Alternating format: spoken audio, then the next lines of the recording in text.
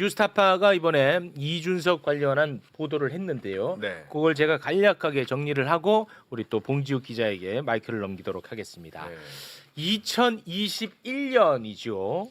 이준석이 명태균표 여론조사를 통해서 돌풍을 일으키면서 국민의힘 당 대표까지 됩니다. 네. 그런데 이준석이 당 대표에 출마했을 때 명태균이 실시한 여론조사 결과를 공표 하루 전날 명태균이 이준석에게 먼저 보내줬죠. 네. 맞죠? 기억나시죠? 그렇죠. 그리고 그 여론조사를 고령군수 예비후보 백이동 씨가 대납을 했다는 사실 우리가 이야기했었죠. 맞아요. 대납을 했다. 네. 근데 이준석과 백이동 씨는 굉장히 자주 만났나 봅니다. 오. 함께 있는 사진이 이번에 또 공개가 됐는데요. 두 분의 아름다운 우정 사진 잠깐 볼까요? 자. 예, 이렇게 그 자주 만났나 봐. 여론조사 받은 사람과 돈 내준 사람. 그렇습니다. 네. 그런데 백이동 씨가 이준석 대신 여론조사 비용을 대납했다는 사실을 음. 이준석이 알았을 가능성이 매우 높습니다. 검찰은 알고 있었고, 검찰은 알고 있었고, 이준석도 알았을 가능성이 매우 높습니다. 그것을 어디서 엿볼 수 있냐? 바로 검찰 조서에서 엿볼 수가 있는데요. 검찰 조서 잠깐 좀 소개를 해주시겠습니까? 자, 김영선 피의자 신문 조서인데요. 검사가 이제 물어봅니다. 김영선한테 물어보는 그렇습니다. 거죠. 백이동 진술에 따르면 21년 5월경 명태균이 자신과 이땡땡을 대구로 데려가서 당시 대구에서 국민의힘 당대표 선거운동 유세를 하던 이준석한테 소개를 시켜주면서 백이동에 대해서는 당대표 여론조사 할 때도 도움을 주신 분이다. 고령군수 생각이 있는 사람인데 잘 좀 밀어줘라. 이런 취지로 이야기를 했고 이준석한테 했네. 네, 그 자리에서 이제 피의자도 함께 참석해서 이땡땡과는 처음 인사했다고 하는데 맞나요? 그랬더니 김영선은 기억이 안 납니다. 명태균이 이준석한테 얘기를 했어. 그러니까요. 얼굴 앞에서 얘기를 했다 이거야. 소개시켜주면서 그러니까 이준석이 알았을 가능성이 굉장히 높은 거지. 그렇죠. 이게 이제 위험해지는 겁니다. 자, 그런데 명태균은 왜 이렇게까지 이준석을 도와줬을까요? 명태균의 검찰 조서를 보면 그 이유를 또 엿볼 수가 있습니다. 왜 도와줬는지. 예, 명태균의 검찰 조서 한번 볼까요? 오세훈이 서울시장 되고 나서 제 이야기를 들은 이준석이 저에게 21년 5월 9일경 전화로 먼저 연락을 해서 알게 됐습니다. 그리고 그로부터 3, 4일쯤 뒤 대구 수송못 근처에 있는 커피숍에서 이준석을 처음 만났고 이준석으로부터 국민의힘 당대표 선거를 도와달라는 말을 들었습니다. 오세훈이 서울시장 됐을 때 그 노하우를 명태균이 다 갖고 있었다는 것을 이준석이 알고 연락을 해서 도와달라고 했다는 거야. 그렇죠. 그러다 보니까 명태균이 도와줄 수 있는 게 바로 여론조사 아니겠습니까? 그렇죠. 그래서 여론조사를 돌렸던 것 같습니다. 그런데 당시 이준석을 위한 여론조사가 만약에 잘 들어. 네. 그 여론조사가 만약에 조작이 됐다면 이 사건은 엄청나게 더 커지겠죠. 그렇죠. 이건 뭐 심각해지는 겁니다. 그럼. 결론부터 말씀드리면 조작됐습니다. 2021년 5월 13일 실시된 비공표 여론조사가 있었는데 네. 이거 완전히 조작됐습니다. 어떤 식으로 조작됐는지 잠깐 올려주시겠습니까?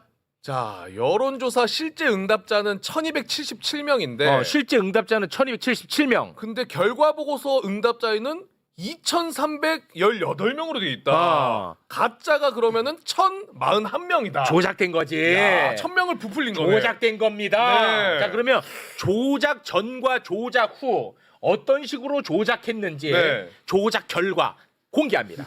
야, 대박입니다. 조작 전에는 나경원이 22.3, 이준석이 18.8인데 방금 가짜가 들어가서 조작이 되니까 나경원 19.5, 이준석 19.1 오차 범위 내로 딱 붙어버리네. 그렇습니다. 이게 이제 비공표예요. 엄청 그러고 나서 바로 공표 여론조사로 가는 거예요.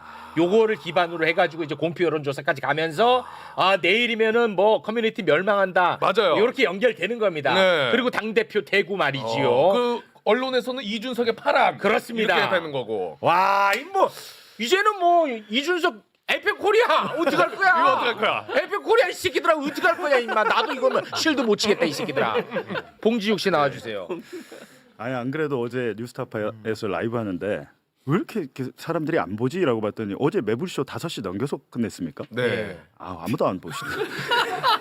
그 한마디라도 말이라도 좀 한마디 아니, 언제 해주시지. 했는데? 5시에. 5시에 했어요? 예, 에이. 그런데 이제 누가 왔냐면 그 말씀하신 그 FM 코리아 등 이준석 팬들이 와서 네. 게시판을 난동을 만드는 아, 실시간 채팅방을 난동을 막 부리시더라고요. 아. 근데 뭐 그거와 별개로 이준석이 저 2021년에 국민의힘 당 대표가 안 됐다면 지금의 이준석 후보는 없지. 없죠. 그렇지. 없죠. 그럼 그건 없지. 정말 중요한 지점이었죠. 맞습니다. 근데 저 때에 대해서 여론조사를 이제 본인은 예를 들면 이제 뭐 윤석열, 홍준표 여론조사 때는 명태균이 강혜경 씨한테 전화 걸어서 조작을 지시를 한 녹음 파일이 수없이 많습니다. 근데 저 때는 강혜경 씨가 자동 녹음을 안 하던 때예요. 하필. 그러니까 조작 지시 녹음이 없어요. 아. 근데 이제 결과론적으로 봤을 때 본인이 검찰에서 지난해 11월 4일에 조사를 받으면서 이준석이 나에게 전화를 해서 내가 도와주게 됐다라고 얘기를 했습니다. 5월 9일에 전화를 했고 5월 13일에 비공표 여론조사를 돌렸고 5월 14일에는 공표용 여론조사를 돌려요. 그때 이제 처음으로 이준석 1등이 되잖아요. 그렇습니다. 근데 명태균 씨가 제가 물어봤어요. 이거 어떻게 된 거냐 물어봤더니 그거는 내가 이준석을 도와준 게 아니고 나경원을 떨어뜨린 겁니다. 이렇게 얘기를 하더라고요. 말장난이죠. 그 말이 그 말이잖아요. 예. 그렇죠. 김종인 위원장이 나경원 나가지 말라 그랬는데 말 안 듣고 나가서 그거 내가 오면 어떡해요. 내가 떨어뜨려 줘야지. 라고 했는데 저 방식인데 나경원 저분 불쌍해요. 매번 당하네. 불과 매번. 저 일이 있기 5달 전에 서울시장 때도 오세훈 나경원 경선이 맞다. 있었어요. 그때도 명태균 씨가 저렇게 해서 나경원 떨어뜨립니다. 맞아. 비공표 여론조사라는 거는 일반에 공개는 되진 않지만 당 내부에서 그걸 가지고 좀 결정을 하는 거예요. 자, 봐. 예를 들면 김영선 의원 공천해야 된다고 막 명태균이 그럴 때 이준석 당대표가 뭐라 했습니까? 이기는 여론조사를 가져와. 맞아요. 맞아. 라고 하잖아요. 그러면서 네. 명태균 씨가 그때 이기는 여론조사를 만들죠. 저렇게 조작을 해서. 네. 그때도 비공표였어요. 그렇습니다. 당 내부에서 당 대표나 공천관리위원회는 비공표 여론조사를 가지고 결정을 합니다. 지금도 수많은 이제 지방선거 열리고 하면 후보자들은 내가 어느 정도의 위치에 있는지를 알기 위해서 수도 없이 비공표 여론조사를 해요. 만약에 네. 왜 공표를 안 하냐? 공표는 무조건 언론에 실어야 돼요. 네. 근데 내가 1등을 못 해. 그럼 누가 그걸 하고 싶겠어요? 그렇지. 그러니까 이준석 입장에서는 저때 당시 명태균한테 전화했을 때는 공식적인 당대표 출마 선언을 안 했을 때입니다. 내가 가능성이 있나 없나 좀 봤잖아요.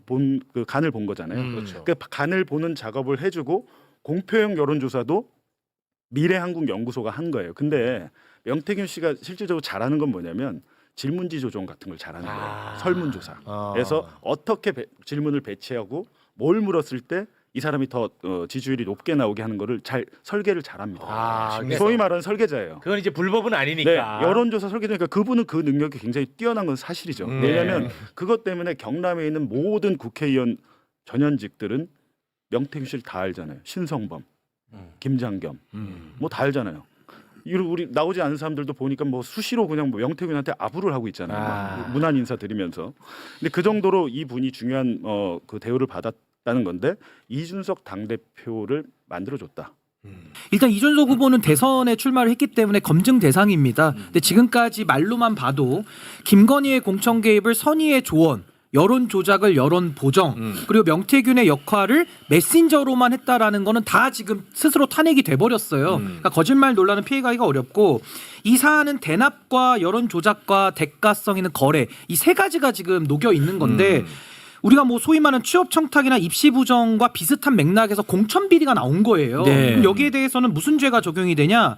공당의 대표자잖아요. 이거 전형적인 배임수재죄입니다. 산뇌물죄, 배임수재죄에 적용되고 이거 징역 5년짜리예요. 거기다가 정당의 업무를 방해한 게 되기 때문에 업무방해죄 또 5년 또 들어갑니다. 거기다 정치자금법 위반 또 5년이고 또 여기다가 공직선거법 내지는 특히나 김영선 공천 같은 경우는 공무원하고도 같이 했다라고 보면은 시효가 늘어나거든요. 그럼 공직선거법 위반도 또 적용이 될 수가 있어요. 그럼 그걸 다 빼더라도 배임수재, 업무방해, 정치자금은 혼자서 당대표로서 져야 되는 책임이거든요. 네. 그러니까 이 부분에 대해서는 수사를 피할 길이 없고 피할 길이 없지. 이 정도까지 수사기관이 해태할 때 우리 뉴스타파에서 봉지욱 기자님이 이렇게 증거를 다 정리해놨잖아요. 그러니까요. 맞아 똥 맞아 떨어진다.